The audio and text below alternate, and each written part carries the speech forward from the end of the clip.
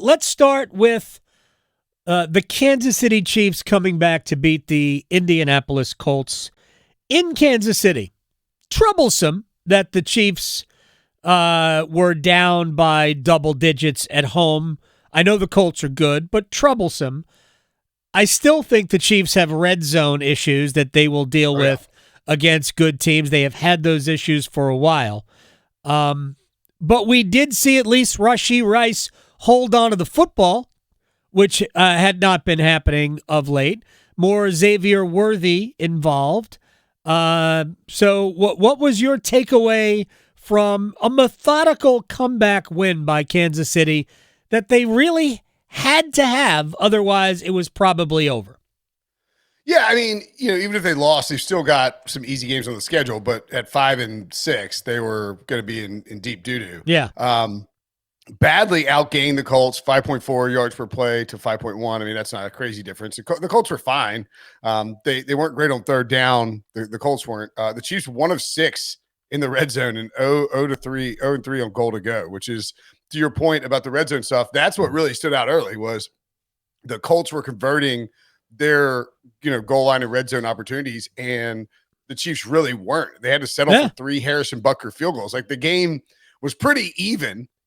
I mean, I think the Chiefs, it was like they should have won it in regulation. Yeah, they had 2 drives in the first half that took up like 12 to 15 minutes of time and produced 6 points on 2 field goals.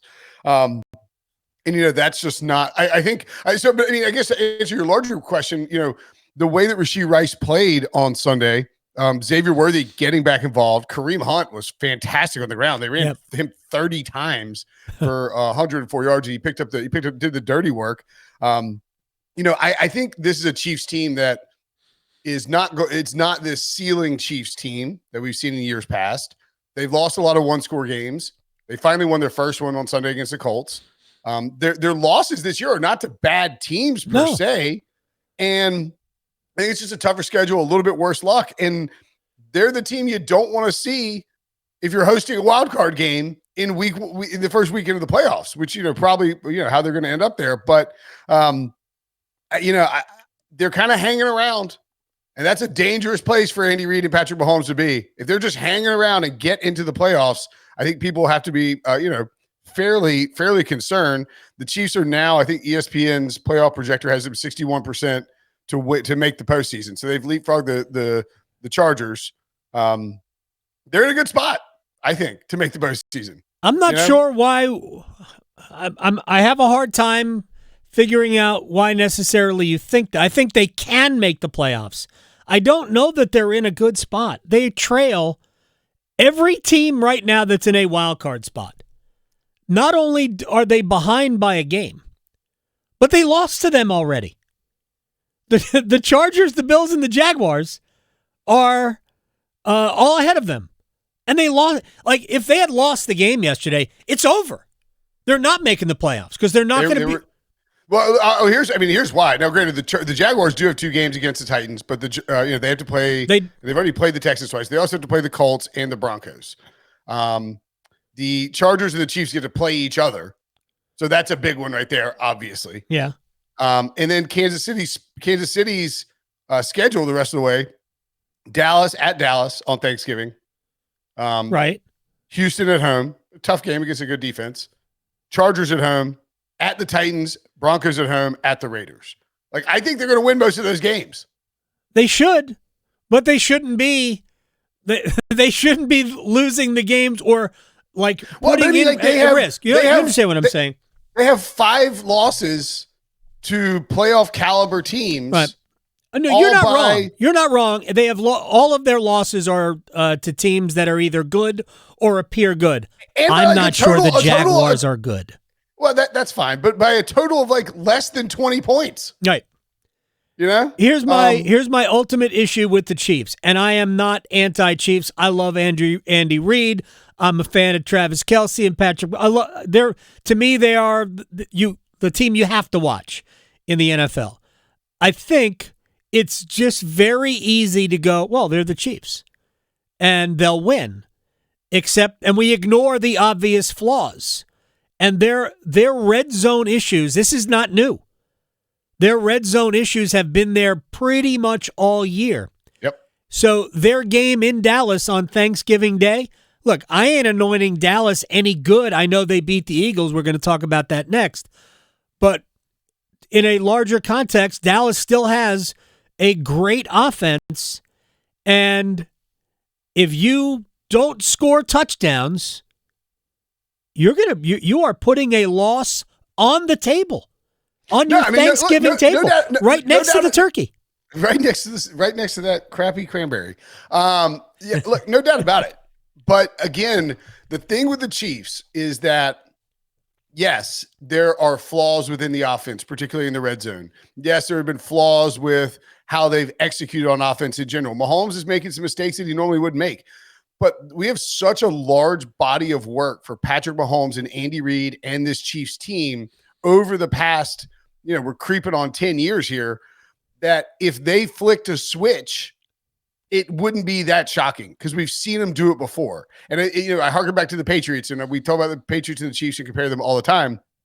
If the Chiefs magically flick a switch, it shouldn't be that shocking because we saw the Patriots do it for years and we've seen the Chiefs do it for years. So, they're not in the best spot to make the playoffs, and they could miss the playoffs. Both the Chiefs and the Lions could end up out of the playoffs, which is wild. They're both out of the playoffs if the playoffs started today. Yes. I just firmly believe that the Chiefs know what's in front of them. They have games that they can win. Yeah. The Colts game, don't get me wrong, Denver and Houston are good defenses. They're going to be tough. The Chargers are going to put up a fight. I think they'll stomp the Titans and the Raiders. They basically know that they have to win probably 3 of the 4 other games. And when you're telling Patrick Mahomes and telling Andy Reid that, I just trust them, particularly now on a short week against a Cowboys team that has flaws as well. The Cowboys team has obvious flaws, and yet they trailed 21-0 to the Philadelphia Eagles and came back and won the game. But I want to ask you about one specific thing, because Xavier Gipson, who started this season wearing a different shade of green. He was a Jet and fumbled a punt. It happened a couple of times, and ultimately the Jets cut him because he couldn't hold on to the ball on punt return. And I know he fumbled the punt against the Cowboys late, which led to Dallas. Actually, I'm not even sure Dallas scored on it. They didn't, as a matter of fact, because they went for it on 4th down and didn't get it. But I would have cut him when he came back to the sideline. I would have cut him before he even fumbled. I would have filled the paperwork out. Why did he catch the punt backpedaling on the 2-yard line? Yeah, I mean, probably because he still has, Jet stuff in his DNA, right? Like, oh my gosh! Yeah. I'm watching the game going, why are you catching that? There was a lot of that game was fantastic. Fun, yeah. In the sense of just being highly dramatic. It's the Fox America's Game of the Week. Missed field goals both ways, dumb plays 2 high-profile ways. teams. I mean, but there was a lot of stupid stuff in that game. It was a stupid game. The Eagles had been, I want to say the Eagles had one of the highest fumble recovery rates in the NFL before Sunday. They probably still do. They just haven't fumbled a lot this year. But, you're not – it's just like you're not always going to win 1-score games. You're not always going to recover your fumbles. So, a lot of that is luck. And the Cowboys' defense is better. Quinnen Williams helps a ton. I mean, he dramatically improves their team.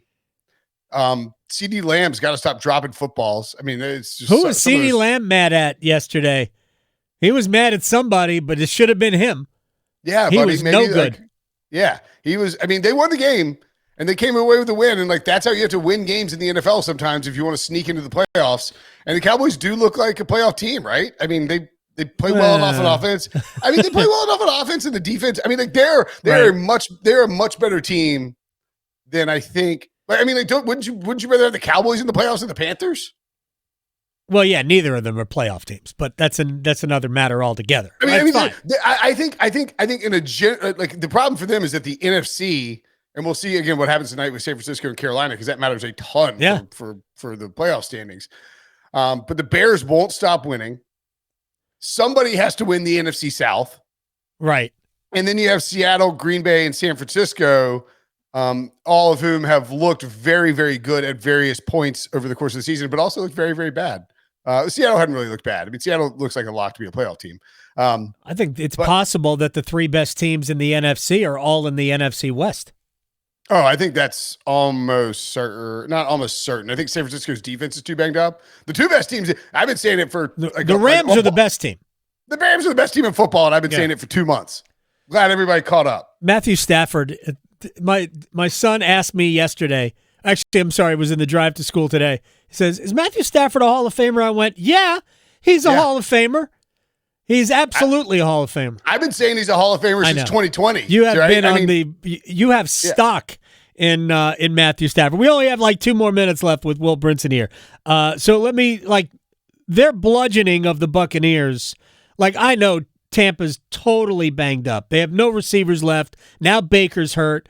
The running backs have been hurt. I mean, they're a shell, which really is making it possible that Carolina could win that division, even though I still think the best Carolina can do is 9-8. But maybe 9-8 will win the division, but the Buccaneers have an easy schedule remaining. Even Teddy Bridgewater might be able to negotiate that. Well, I mean, the Buccaneers' schedule is easy because they get the Panthers twice, right? That's the best team they have left on their schedule now. Oh, true. Well, yeah, Arizona, New Orleans, Atlanta, all at home coming up, and either New Orleans or Atlanta in between the 2 games against Carolina. They're not blowing this unless. I mean, if the Panthers can sweep them, well, yeah, then it's in play. But that's what's ultimately going to have to happen.